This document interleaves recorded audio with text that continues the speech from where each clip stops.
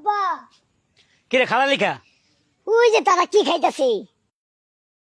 ওরা খায় চা, না আমি যাবো না, তুমি যাও। ওরা খায় চা। আমি কে লেগে যাবো, তুমি যাও। ওরে বাবা রে, ওরা খায় চা। আচ্ছা আব্বা দেহ, এই এলাকার লোকজন তোমারে চিনে, আমারে কেউ চিনে না। আমি চাইলে হবো, তুমি যাও।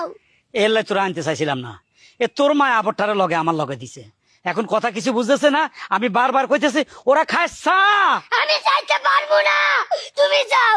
ফালা ফালা, ওরা খায় চা। আমি যাবো না, তুমি যাও।